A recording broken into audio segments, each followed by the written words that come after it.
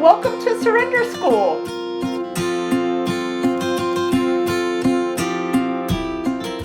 This is the Essential Enneagram Empowered 12-Step Workshop.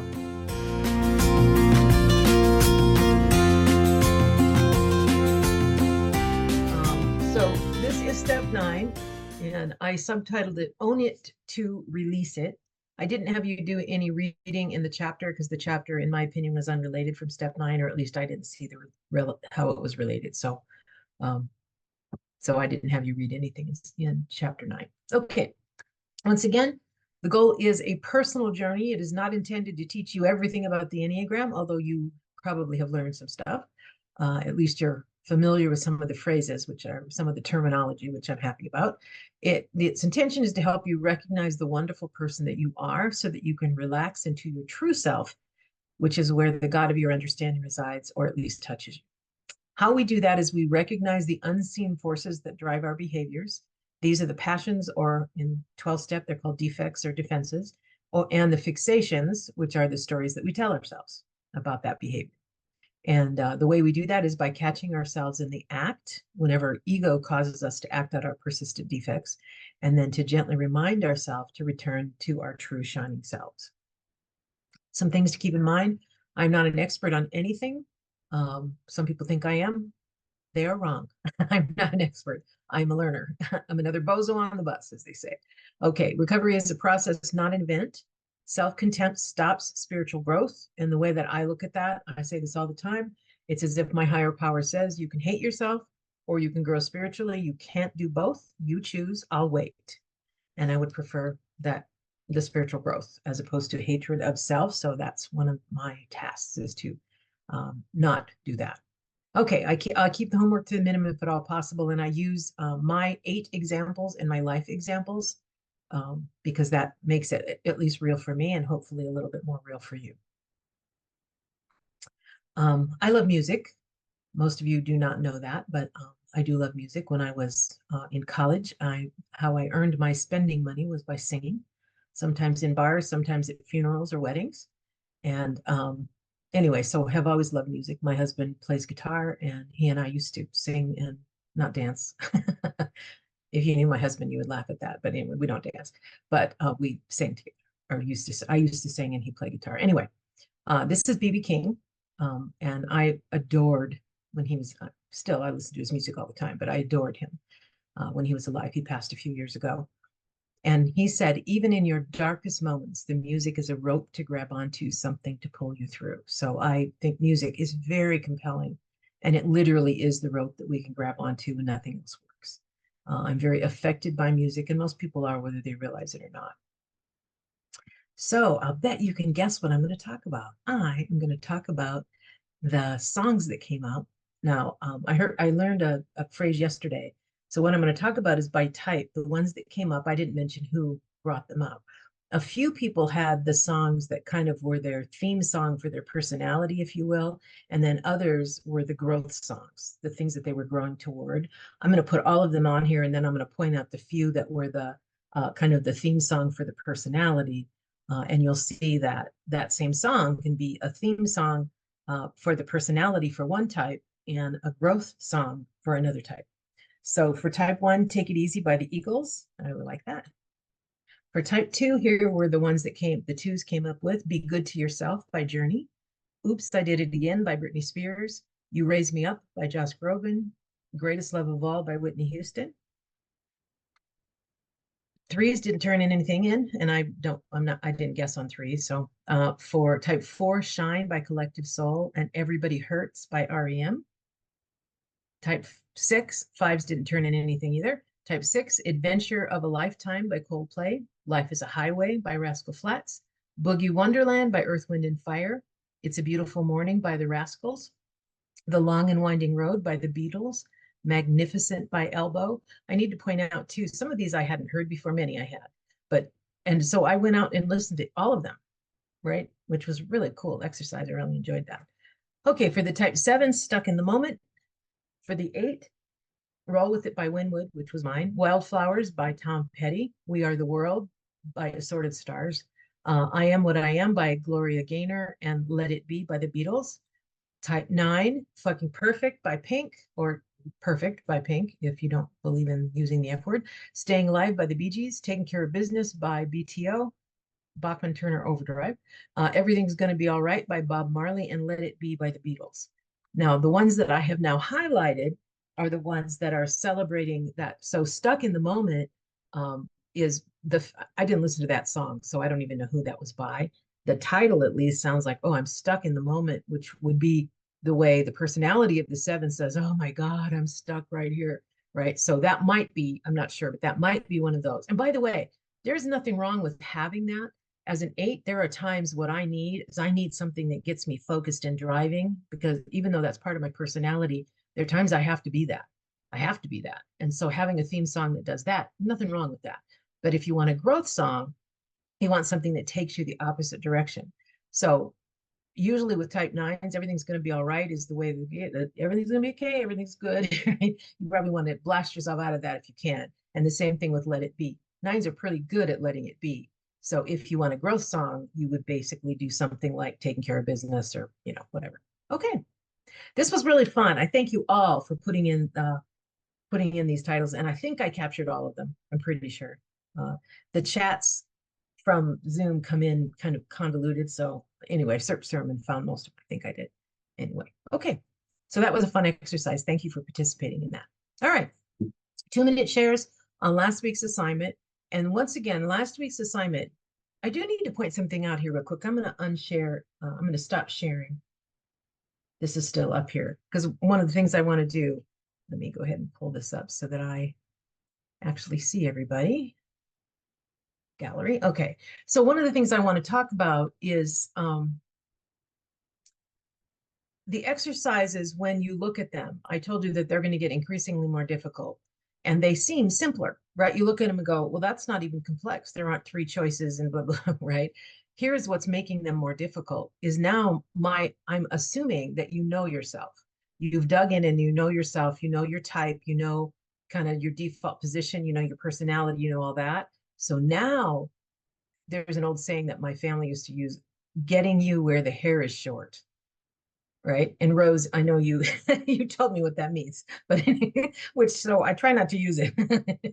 You can guess what it means anyway. But the idea is this is stuff where I now know my personality. And so now it's time to really evaluate that. And that is harder than some of the earlier things that we did, which were more surface. So even though that it seems like a less complex thing to do, if you sit down and do the work on this, this is hard.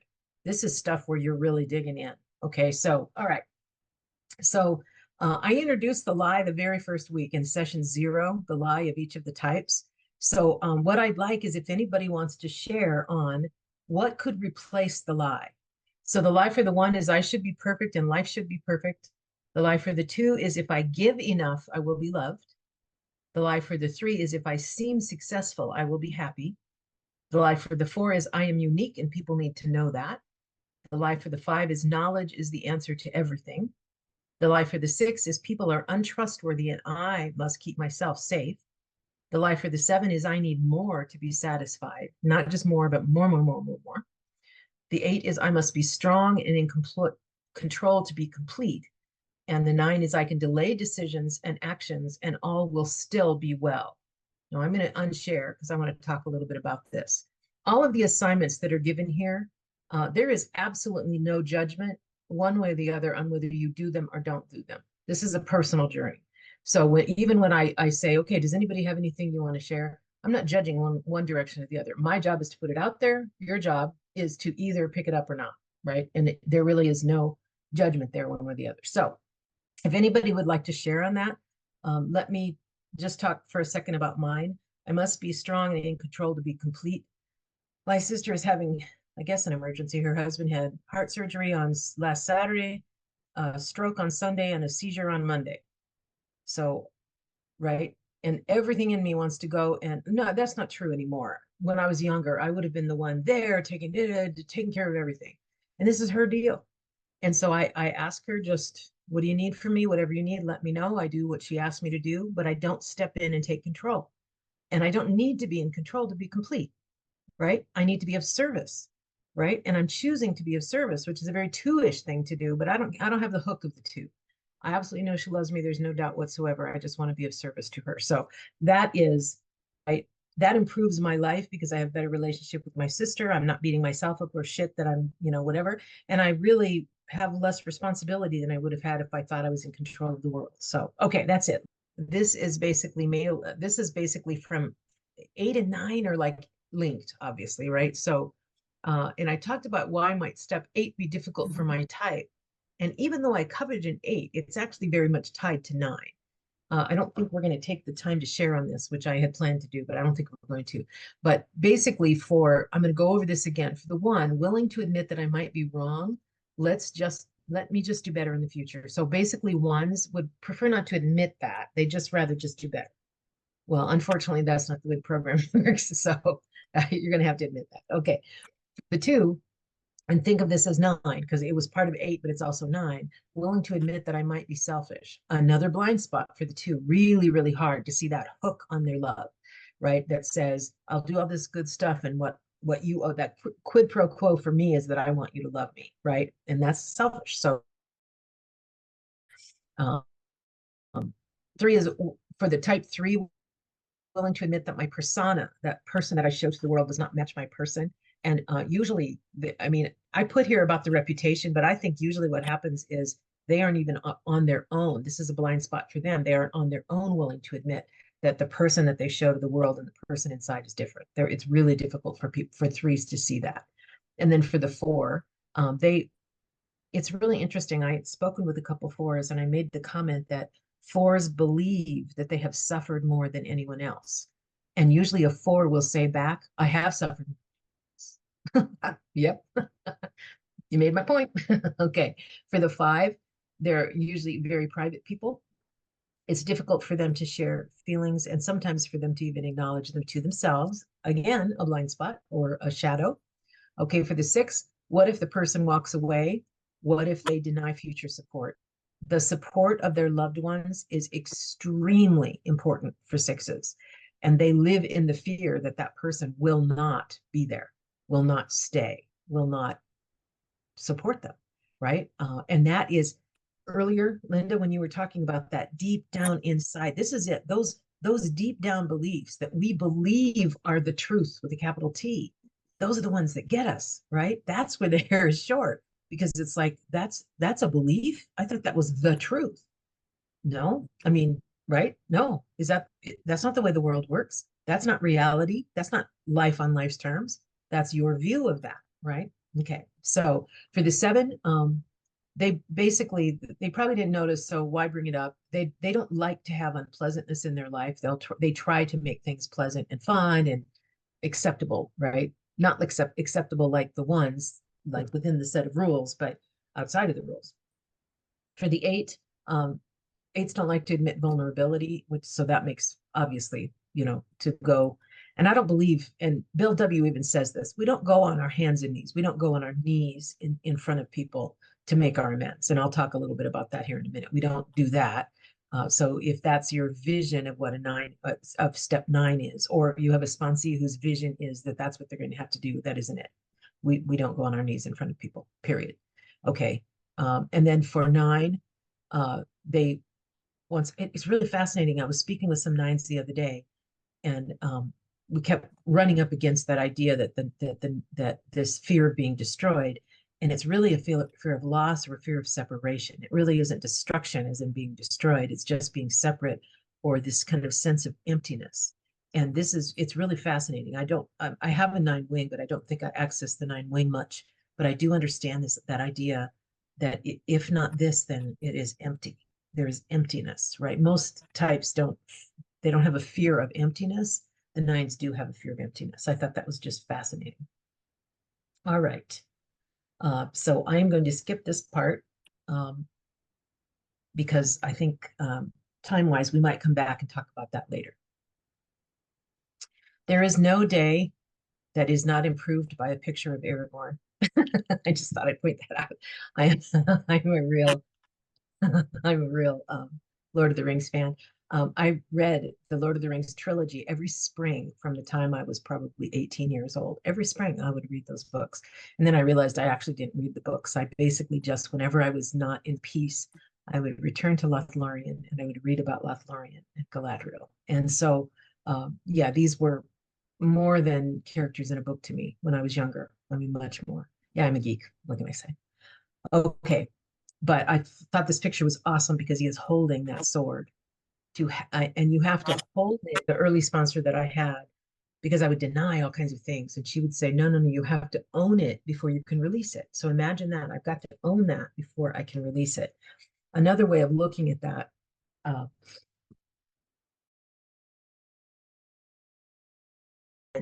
that is, there is a compensation for a loss. That's really what amends is, right?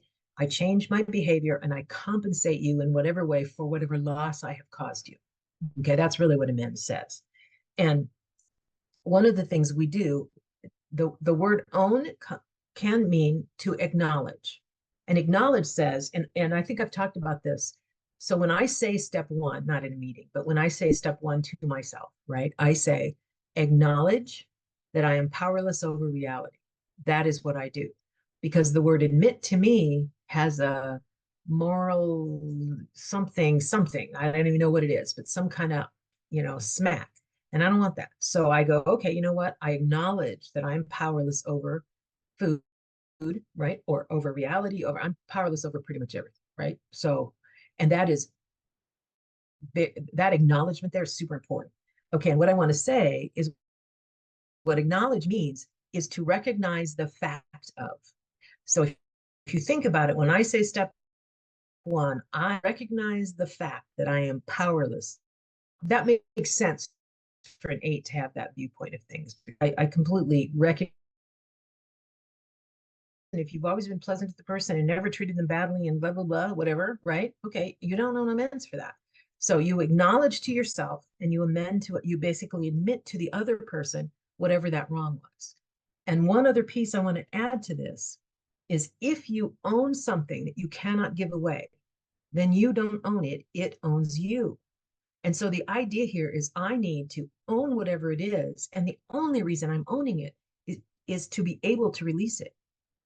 And if you don't own it, you cannot release it. I mean, it's so clear in the big book. They talk about it all the time, but I've got to own whatever that is, and then I can release it. And the cool part is that is the reason I'm owning it, is so I can release it. All right, now what I want to talk about are what I call the 3 layers of revelation in step 9. This is new information to me, new-ish information to me, brought to me by a dear friend who said, hey, take a look at this. And I love this. And when I look back, it is the way my spirituality, my step 9 work grew. It's the way that it grew. So let me go over the layers of revelation. So the first one is some part of me. So this is, I'm getting ready to do a step 9 and I layer of revelation, new to program, right, is some part of me still blames that person, but I set that aside because I'm a drug addict, I'm an alcoholic, I'm a compulsive eater, I'm whatever that is. I got to set that aside. And where I'm at in my growth journey is I'm crossing my fingers and hoping this is enough. Some part of me still blames them, but you know what? I'm going to set that aside. I'm going to clean up my side of the street. That's the very, very beginning of that. But there are other layers. Okay, so that's the first layer. The next layer is I do this to clean up my side of the street. And by the way, the cross fingers is to remind me to say on that bottom one, I hope that they forgive me. I hope they forgive me. Right? Okay. So the second one is I do this to clean up my side of the street. It's time for me to move past this. And their response must be irrelevant. And in this layer, it blesses them to know that they are worthy, that they may matter, and it may heal them. Because if they were harmed and they're living with no apology, with no admission, right, that somebody wronged them. So the next layer, right, is it blesses them to know that they are worthy and they matter, right? It makes them know that they matter. And that understanding that they matter to you even, right, it may heal them. So I'm going to talk about what that really looks like when you're doing it. Okay, those different layers and what it looks like. And I think more than likely you're going to figure out that you've grown through this as you did your step nines. You've basically gone through this, these layers of revelation as well. Okay, so the first one is early on in program. I'm sorry about the times I've been a bitch. I'll try to do better, whatever that is, right? I'm sorry about the times I've acted in whatever way. I will try to do better. That's crossing my fingers. I hope that you understand that I really do feel bad about that. I don't want to do that anymore. Okay, good. All right, the next layer is now we use the character defect sheet, right? I was selfish when whatever I did, I will do better in the future.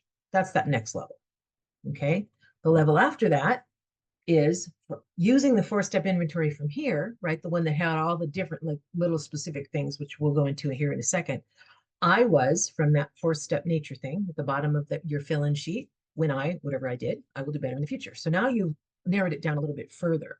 I'm going to pull up some of these and I'm going to have you guys guess. And I want you to unmute and shout it out. Let's do the first one.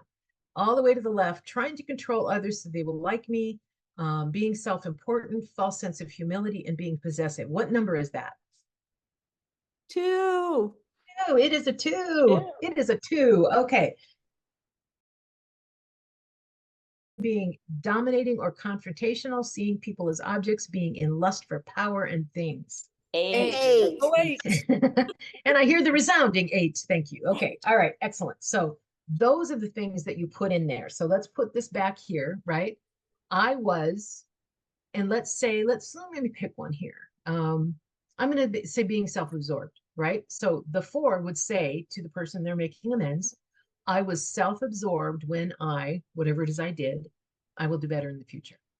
That's that next level, right? That's that second level. So I'm more specific. I don't just say I was selfish, right? In what way was I selfish? And I really drill in a little bit to do that. Okay. And then the next thing that you will do, and this is what I settled on until recently, and that is, once again, I was being self-absorbed when I blah, blah, blah. I deeply regret it. How do I make it right? And when someone introduced me to that concept, I'm like, I don't want to know what they think of what I should do to make it right. You really kind of need to get to that point. You really need to get there. I was fill in the blank when I fill in the blank. I deeply regret it. How do I make it right? You give them a chance to say it back, right? That's really cleaning up my side of the street. But I'm going to add one more layer. And here's the last layer is the exact same words, right? I was fill in the blank when I fill in the blank. I deeply regret it. How do I make it right? But my motives are all about connecting. It is all about making sure that they understand they matter. I truly regret what it is that I did, right? And I really want to make it right if that's even possible to do that. That is and to me, that is what I do when I do a 10th step and I do it like immediately. This is it. I step on toes. I deeply regret that I did that. How do I make it right? And and usually because these aren't huge things, now that it's a 10 and I'm not going all the way through the steps, I'm basically, stepped on toes, right? Sorry about that. That was really selfish of me. That was, I'm sorry, that was dominating me. I shouldn't have done that, right? Or I got in your face. I really apologize for that. How do I make that right? Right? Those are things, since I'm doing it right now, it makes it, usually, almost always with me, they say, don't worry about it. It's fine. I understand, right? One of the things I want to point out, a couple of things. First of all, that connection idea, this is from the Sistine Chapel, and it is God. It's called the Spark of Life, and it's Michelangelo painted it, and it's basically on the right, theoretically, is God, and then it's Adam, and he's basically giving him the spark of life, that kind of touch, that connection. And I think it's so important to know the connection. And the cool part about this is when that person, because we don't just hear, right? We'll feel. And so when you show up real and you do deeply regret it and you really want to make it right, right? Regardless of what they come back with, they may not forgive you, and that's fine too. But the idea here is that person can begin to heal too. Because if they were truly harmed by and more than just a surface harm, right? Because very often we've done things that truly harmed people. And so if they were truly harmed by it, one of the wrinkles in being harmed by someone else is you do doubt. I mean, it's because they're human too, and they doubt, do they matter? Do they matter to you? Do they matter at all? And so you can help them begin to heal. That's a huge part of this, which I just recently realized. I never thought of. It was all about how does this make my life better, and how can I be better, and how can blah blah blah blah, blah, right? But now it's like, no, there's a component that is theirs because they get to be able to heal as well. And I think that's awesome. Okay, so that is step 9. So now we're going to talk about, this is our final new information. Everything else is just a little deeper for the next 3 weeks, right? 10, 11, and 12, just a little bit deeper. But this one, I want to introduce something called the harmonics groups. And we're good, the harmonic groups. Okay, the harmonic groups basically indicate how each person copes when they don't get what they want. Remember, we talk about the basic fear, we talk about the basic desire. So if you look at this, okay, what this says here is what they desire is tied to their type. Their fear and desire tied to their type. How they act is usually tied to the instinct and then their level, right? But how they defend against loss, or basically how they behave or how they approach it when they don't get what they want, is tied to the harmonic group. So okay, and I'm going to cover those specifically, but they mix differently, right? Just one more little thing that says I mix differently, and hopefully it will tie into the type, that you will see it as that final piece that clicks in for you to feel comfortable with your type. Okay, and once again, we're going to use this to be able to see yourself more clearly, and always, as always, be gentle with yourself. All right. This is a picture of the guitars, one wall. My husband has 2 walls of guitars. This is one wall of guitars in his office. And I told you that he plays guitar. But I don't, if you've been around guitars, you know that there are certain chords or certain strings that they can basically play. They'll play one note and then a higher note, right? The harmonic for that note will also show up. Even though they're not playing that note, it shows up. Likewise, if somebody like is playing a piano and all they do is just hold down so that it opens it up, like middle C, if a guitar nearby plays a C chord, then that string will vibrate and play a C. It's very cool. Those are called harmonics. So what I'm talking about here is something called the harmonic groups, and there are 3. There is a positive outlook group, there is a competency group, and there is a reactive group. Okay, and it adds that one more extra thing. You'll see when I get into the explanation, but the harmonic groups are cool because it does, at least for me, I felt like, oh, okay, this makes sense. This absolutely adds that final little piece to this. Okay, so the positive outlook group at the top are types 2, 7, and 9. And when they don't get what they want, they reframe the disappointment in some positive way. They will reframe the disappointment in some positive way. And I'm going to go into specifics on what each type does, but 2, 7, and 9 will reframe it in a positive way. The competency group includes type 1, type 3, and type 5. And they will basically try to figure out how to work the system. How do we figure out what are the confines of the system? And so in other words, they will put their feelings on a back burner and they will try to logic out the solution to get what they want, if they didn't get what they want. And the 4, 6, and 8 are called the reactive group, and they react emotionally to this, right? They didn't get what they want. They react emotionally. And not only that, they want you to match their energy. I'm pissed and I want you to be pissed too, right? That's the reactive one. All right, so let's go into a little bit more detail. So the positive outlook group, the 2, emphasizes good intentions. They avoid seeing their own neediness, and they have problems with an overemphasis on the needs of others and neglect their own needs.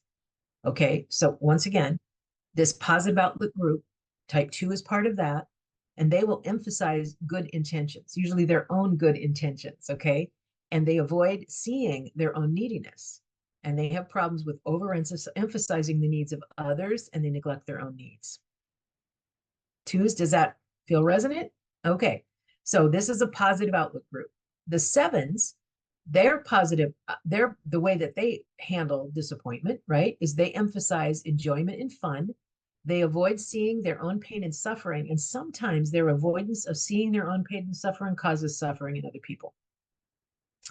They have problems with overemphasizing their own needs, and they ignore the needs of others. Okay, and for the 9, they sometimes will fantasize an idealized world because they check out of it, right? And then they avoid seeing the lack of their own development because usually they've delayed. They put it off, put it off, and put it off until it just becomes kind of foggy, right? And they're overwhelmed by the needs of themselves and others, both. So they check out. Okay, so that is called the positive outlook group. And once again, one little more wrinkle, right? And the nice part is being able to see that these people, even though you may not have an arrow to them, they may not be, and I don't think ever are, your wings. There's still a relationship that's between the 2, 7, and 9. And also now the 1, 3, and 5. These are called the competency group. Okay, and they emphasize when they don't get what they want. The ones will emphasize their, first of all, they emphasize correct, being organized, knowing the rules. That's important to them. They manage their feelings by repression, denial. They carry rigidity in their body often, and they believe the answer is to get things done. Their relation to systems, because once again, they're working within a system. They're like, okay, how do I work within the system? And basically the 1 tries to be the good girl. They are irritated by rule breakers. I can spot a 1 across the room because I'm not into rules, and they're usually the ones that are quoting rules. But they try to be the good girl, and they are irritated by rule breakers, which is me. So they are irritated by me. Okay, so the 3 is efficient, capable, and outstanding. They manage feelings by achievement offsets their feelings. They will set their feelings basically clearly in the back, right? Feelings are in the back, not important. Achievement is important. And their relation to systems is they will find shortcuts. That it's almost like their job to find the shortcut, to cut the time that it takes to get this stuff done, to get their whatever it is that they need or want, get it in front of them. And then the 5, they emphasize process, facts, and also detachment. They manage their feelings by being cerebral, and it's as if their feelings happen to someone else. They literally they have a non-attachment even to their own feelings. And then their relation to systems is they have their own rules, and they have no patience with rules. You all know I'm married to a 5, and I read this and went, oh yeah. Okay, so there you go. All right, and then the 8, I'm sorry, the reactive group, which is 4, 6, and 8. The 4 seeks that someone understands them and that they are seen. They're the ones that feel not seen, and it's really important to them to be seen. Their fears is that they'll be abandoned, and that they're not abandoned, and they won't be able to find themselves. And they deal with others by holding on to supporters. They find someone who supports them, who gets them, and they hang on to them. The 6 seeks independence and support. They want both. This is why the 6 is so complex. They want independence and support, both, right? And their fears is that without support, that they're going to have to live without support, but they don't want to be too dependent. Both, right? And they're engaging and defensive. They're reliable and independent. It's like, right? It's like these opposites coming together, right? And that's one of the reasons they're reactive. And the sexual 6 is reactive. I mean, anger is part of their deal, right? So clearly, but reactive.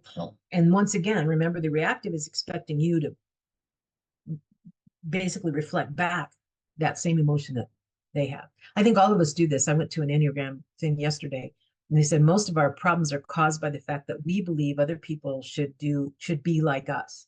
And if we can just let it go and say that person will never be like me, they're not like me. They don't even look at this world the same way, right? They have different gotchas, different all that. That is where the compassion can come from. Once you know that they do not even have the same, even basic view of the world. They don't have the same fears. They don't have the same desires. And once you can let that go, that's the road, in my opinion, to compassion. And then for the 8, they seek independence, self-reliance, and to be their own person. Their fear is being controlled and becoming vulnerable, and they deal with others by getting their guard up and toughening. So that dream that I used to have of that little girl saying, come on, with bloody lip, and right? I mean, that's absolutely that toughening up. So somewhere along the line, I learned that I needed to do that. All right. So don't forget office hours. We're actually going to have time to share this afternoon. I'm so happy. Okay, so office hours with me Tuesday and Wednesday, and also, but I'm going to keep the Wednesday afternoon at 5 p.m. Pacific, unless nobody shows up. Then obviously we didn't need that if that's the case. Okay, and it's the same meeting number as this. All right, so let's cover the homework. So the session 10 homework is to memorize your mantra and do the weekly challenge. This is the way I want you to read chapter 10 for next week. Read your own type only, starts on page 124. And Magda, I will send you the pages. And then Rose, I still owe you stuff, but I'll have to get Thank you. You bet. And then, so read your own type only, starting on page 124, and both the strong wings and the weak wings for your type. Because what we want to do is, can you determine which is your strong wing and which is your weak wing? Because we'll be talking about wings next week. And now we are ready for questions and sharing. Thanks for recovering with us at Surrender School.